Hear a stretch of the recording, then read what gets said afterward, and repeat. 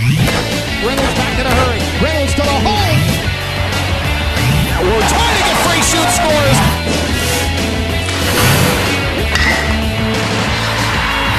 Takesha Granberry on target. Lundy to the house. Touchdown, Virginia.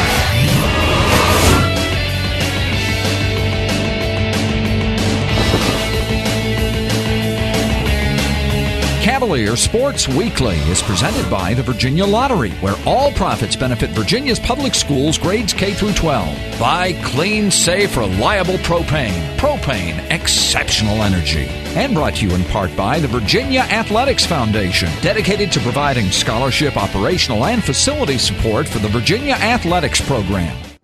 On this edition of Cavalier Sports Weekly, presented by the Virginia Lottery. I heard him yell, "Brody!" And I was like, what, am I in trouble? I don't. He really individualizes each program. Down low, Paske fires and scores. It was all a surprise to me to be able to play. It's right, it's not typical lacrosse story. Fires and scores.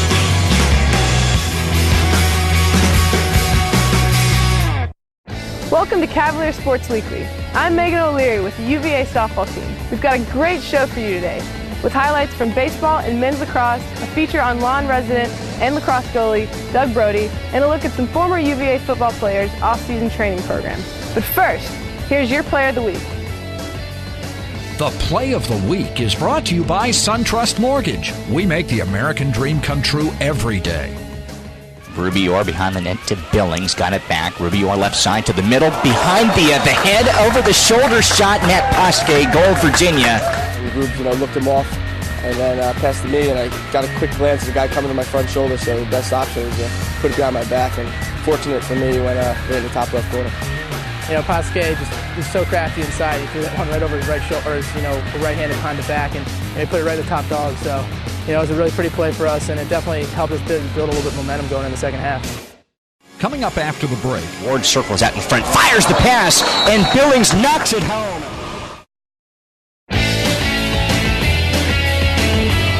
Welcome back to the show. The top-ranked men's lacrosse team traveled south on Saturday to take on border rival North Carolina. Let's take a look at the game story.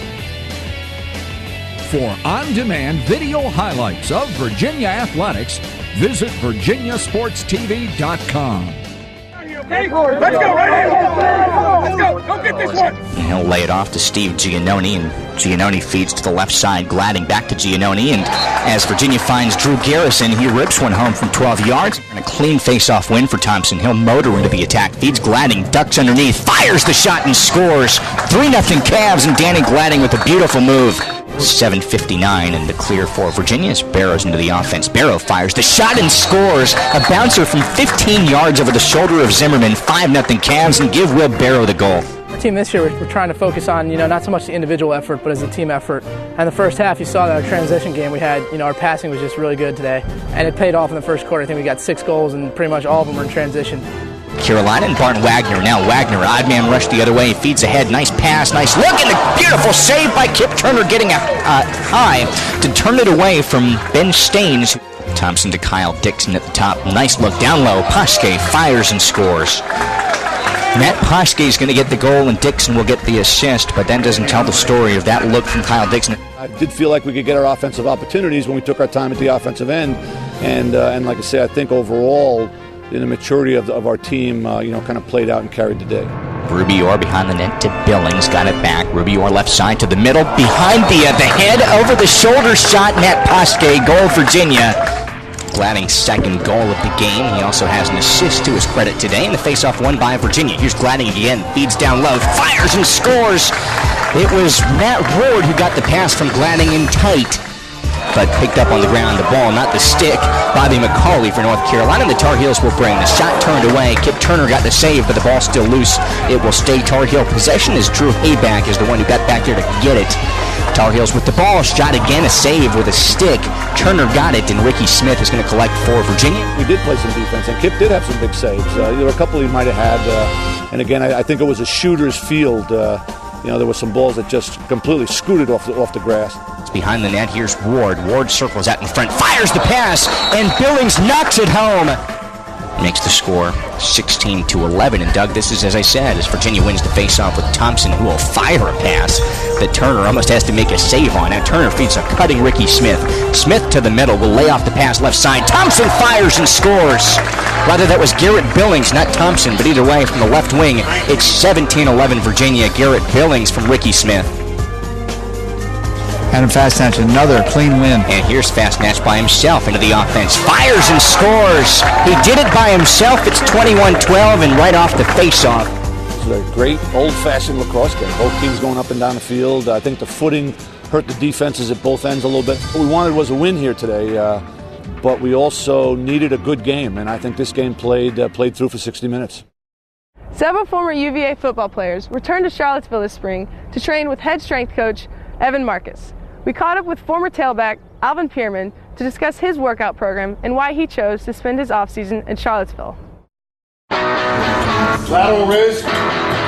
10.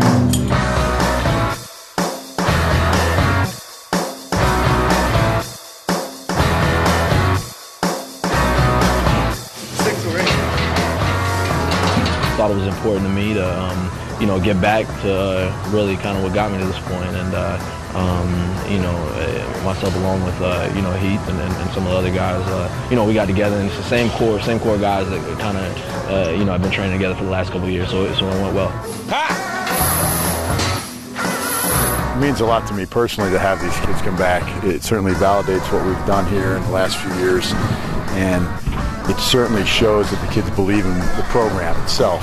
Such a good strength coach, he really individualizes each program and looks at the strengths and weaknesses and what needs to be added to really your body, and that's exactly what he did for me, and improved my game.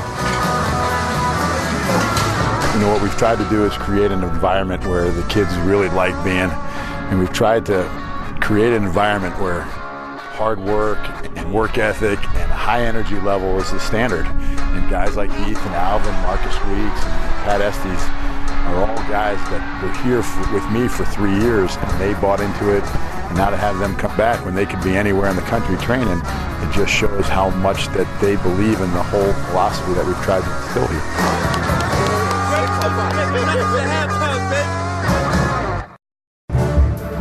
Virginia fans, don't forget the 2006 season ticket renewal deadline is Friday, April 21st. The Spring Football Festival at Scott Stadium is Saturday, April 22nd. All activities are free and open to the public. Gates open at 1:30 for the Fan Fest area at the north end of the stadium. The football team's spring game will start at 3:30. Coming up next. I heard him yell, "Brody!" And I was like, what, am I in trouble? I don't... Living on the lawn is one of the highest honors bestowed upon a UVA fourth-year student. Backup goalie and lawn resident Doug Brody hasn't seen the most game action in his career, but his academic and extracurricular work has earned him the respect of his teammates, coaches, and university community. A photography major, Doug is working on his senior art show, and he is your Student Athlete of the Week. The Student Athlete of the Week is presented by the Virginia Lottery. In 2005, the Virginia Lottery contributed a record $423 million to public schools throughout the Commonwealth. I enjoy trying to get my teammates to sort of take a different perspective on everything else at UVA. It's right. It's not a typical lacrosse story. I think at UVA, the more we can all hang out together, different groups can be together and mix a bit, we'll understand a little bit more about each other and not see each other as a different component. Between his living on the lawn and his Raven Society and his photography major and his web page, and he's just a really, really interesting guy that just has brought a lot to our players, certainly on and off the lacrosse field.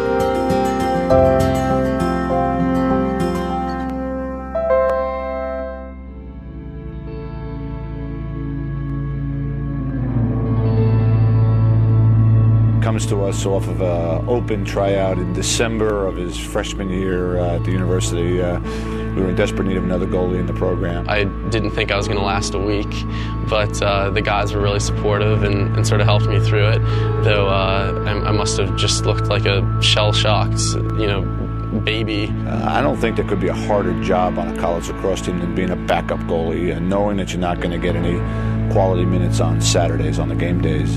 Sort of just tried to jump into the program, and I'm still a third-string goalie, but it's been a pretty meaningful experience just being on that team and meeting these guys, trying to work for something as a group. To play Johns Hopkins at Klockner Stadium and to be able to get on the field in a game like that and be able to walk away from your career knowing that you did that. When I heard Coach at the end of the Hopkins game, I heard him yell, "Brody!"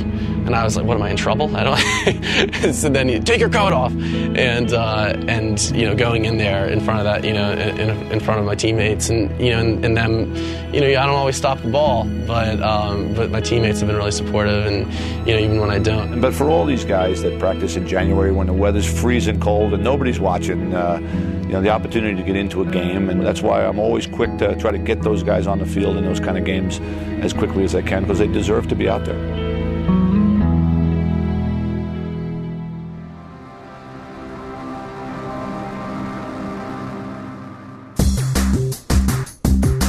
Photography, when I was younger, was a hobby, and then I came here and I took some classes, and these professors made it a passion for me, and I sort of developed this.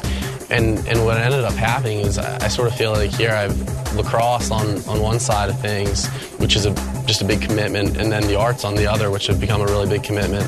So it was very early in his career here that while he was no threat to the starting goalie, he also was someone that I think everybody immediately enjoyed having part of the program. When I started playing lacrosse, I saw all these guys doing at least one thing, lacrosse, really well. I knew I wanted to do something really well. I saw them really excelling at something. So I started looking at other things to do, and it resulted in joining Jeff Society, the Jefferson Literary and Debating Society, getting more involved in my photography. I would tell you that Doug has gotten an awful lot from being a part of our program, and he in turn has given an awful lot to us. What I've done in my photography is I always just take pictures of my friends or my teammates or fraternity brothers, and that has it's been a great way to interact with people, and at the same time all those guys and my teammates love seeing these pictures that I take of them. You can't look for guys that have high GPAs just to flesh out your team and expect that to be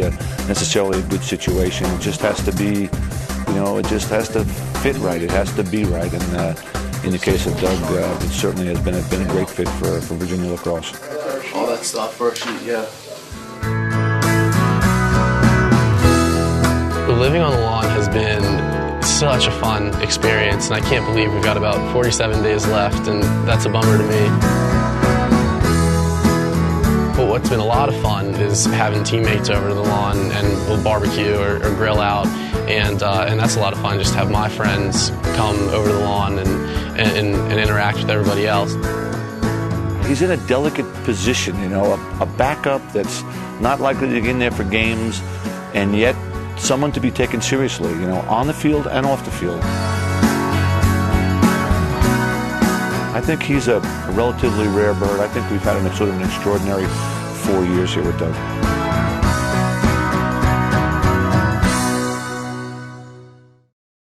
After the graduation of All-American Amy Appelt, the UVA women's lacrosse team turned to freshman Blair Weymouth for an offensive spark.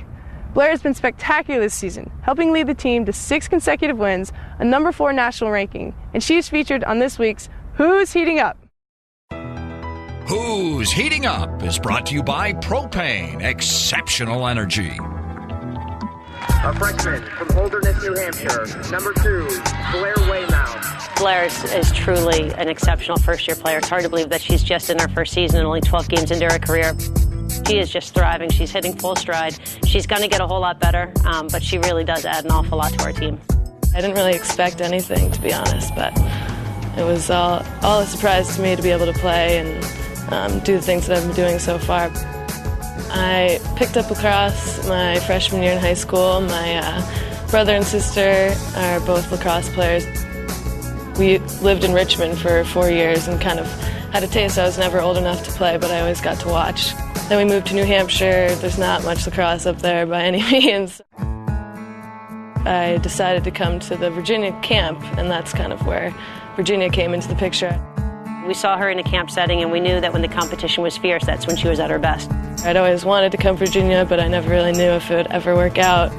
She's just a phenomenal athlete. Since she was 2 years old, she was the most athletic kid on the playground. She was the most athletic kid at the party, on any sports team, guys or girls, and I think she can compete.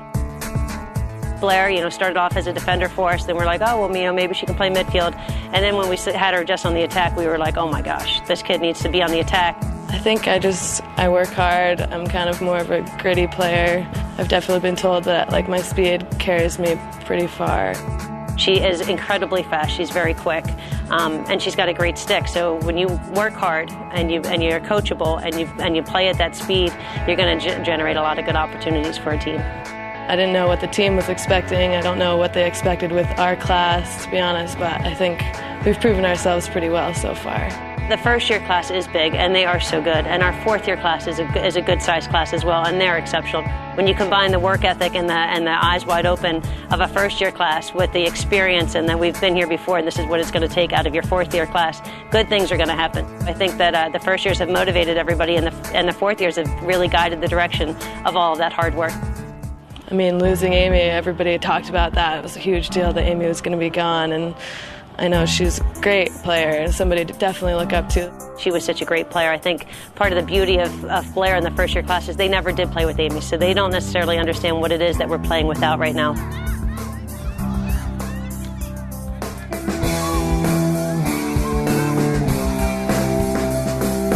I think we're all just so pumped for the rest of the season. We kind of had a slow start at the beginning of the season, and it's just kind of taken off since. Not only are we winning games right now, but we're actually getting better in the process. I think we've just had to work with what we have, and it's kind of just been going well so far. Find out why more people are choosing clean, safe, reliable propane. Visit usepropane.com. Propane, exceptional energy. Stay tuned. Virginia game highlights are coming up next on Cavalier Sports Weekly. Welcome back to the show. The baseball team looked to get back on track in ACC play against Duke. Let's take a look at the highlights from the games on Friday and Saturday in Durham. The Olympic Sports Spotlight is presented by the Virginia Athletics Foundation.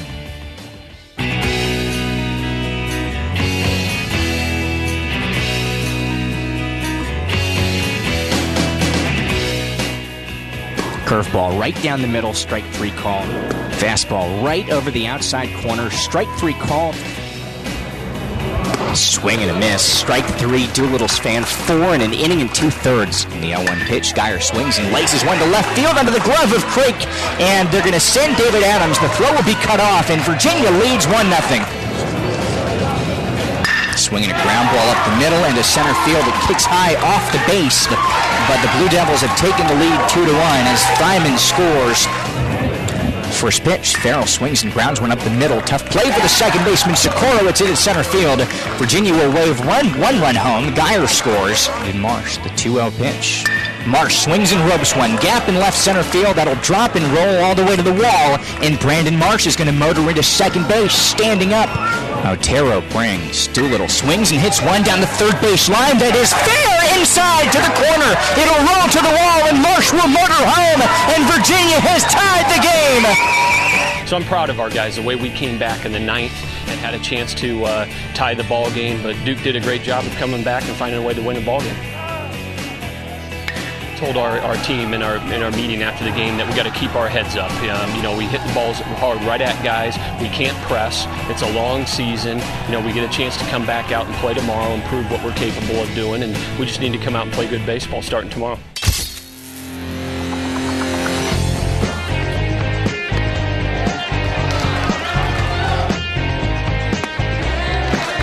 Jacob Thompson's been clearly our most consistent starter all year. He's just time and time again has pitched very, very well. Our guys did a great job of executing those bunts, and their third baseman was playing back a little bit. So when you can lay a drag bunt down or a push bunt down, you can put a lot of pressure on the opponent. And fortunately we did, and we got the job done, and then Tim came through with a clutch hit.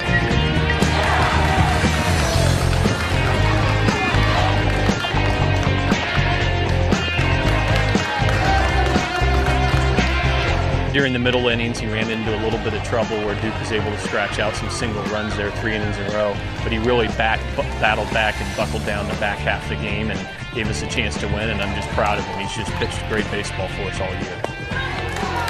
I just knew coming in that these guys would be hungry after winning last night. I just knew I had to come out and just throw strikes and let my defense work for me.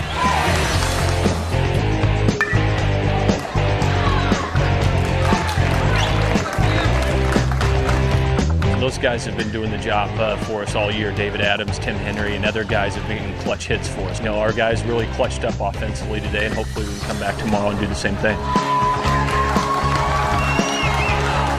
I knew our bats would wake up sooner or later, and it seemed like every time I pitch, they score 5 or more runs, which I'm not arguing with that.